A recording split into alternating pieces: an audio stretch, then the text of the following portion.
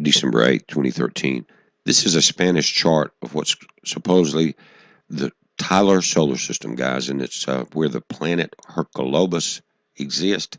I've overlaid the picture that we've been looking at, the sun on the right and this object coming in from behind Earth. And that's what it's showing there, Earth there, and this, and the red lines are gravitational forces that affect change. Carlos Ferrado, born in Chile in 1909, in 1939, discovered this. He started talking about it. He discovered different comets, planets, projected changes in Halley's comets. He projected giant earthquakes and tsunamis that came true 2 or 3 days ahead of time. He was a master of the physics of the universe. He said it will come 14 million kilometers from Earth, 8.6 million miles. Now, it will be traveling at 2,237 miles an hour. Eventually, everyone will see it, and it will be terrifying. It will cause volcanic-induced quakes in Spain, Chile, and Sumatra. He said it will bring on earth changes, and people and the geology of the earth will bring on famine. He used the word sustenance problems, guys. But then let's move forward to 83, Washington Post. Other newspapers had it too. It says a heavenly body possibly as large as the giant planet Jupiter and possibly so close to Earth that it would be part of this solar system has been found in the direction of the constellation Orion by an orbiting telescope aboard the U.S. infrared astronomical satellite. So mysterious is the object that astronomers do not know if it's a planet, a comet, or a protostar that never got hot enough to become a star. And I want you to notice the names in here, Gary Neubauer and James Hawk. Now, it says the most fascinating explanation of this mysterious body, which is so cold it casts no light and has never been seen by optical telescopes on Earth or in space, is that it is a giant gaseous planet. Now, again, notice who these two guys are. They're not just some backyard astronomers. Neuberger, honored American astronomer. He pioneered infrared astronomy. Director of Palomar, guys, JPL. J.R. Hawk designed instrumentation for the Spitzer Space Telescope, won the NASA Exceptional Scientific Achievement Medal in '84 and 2005. Tech guy behind the IRAS and the Palomar Observatory. Now he teaches at Cornell in New York. They identified 9 objects in the solar system. These are the plate numbers. These are the two guys.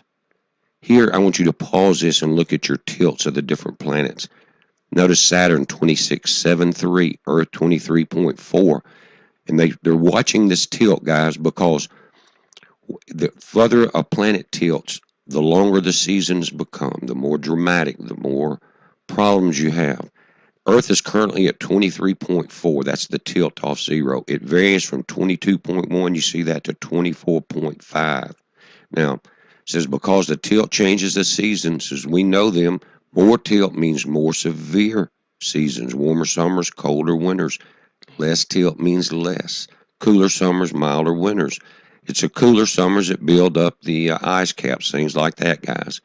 But this is the variation normal from 22.1, 24.5.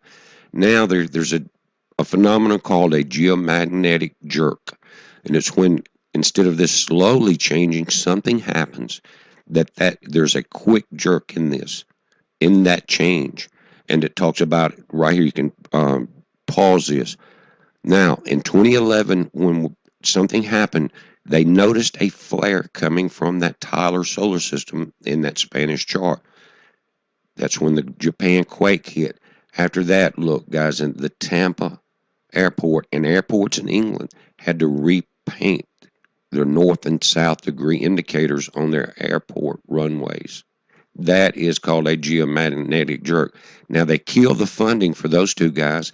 Now they got 7 satellites starting back right after that in '73, where they started building them all the way up. Now they're headed that way. Now, guys, here's a breakdown of the math. Now, whatever it is, here's the math. Notice this is left orange would be our Hercolubus, or whatever the object is. The sun's on the right. 1 AU is the distance between that blue ball, Earth, and the yellow ball, sun. They're saying that the gravitational pull in the math from this Hercolubus object is about 8 to 9 AU. That means it could be twice as far from the sun as Saturn and affect Saturn. You understand what I'm saying? Saturn varies from 9 to 11 AU because it's an elongated orbit. Earth is 1 AU from the sun. So if at 16 AU from the sun, the math would say this could have effect on our outer solar system. You understand what I'm saying? But guys, these are the numbers and some of the information. We're going to keep an eye on it, but I'm sure a lot of you know more about it than I do. But guys, isn't it strange how they blocked these two scientists, started sending satellites out there checking on this? Quakes, seasons getting longer, and guys, they say that cycle of that tilt is around 3,600 years. 36,000 years. Now, Mr. Ferraro says that every 13,000 years, this planet comes close enough to disrupt the planets in our solar system.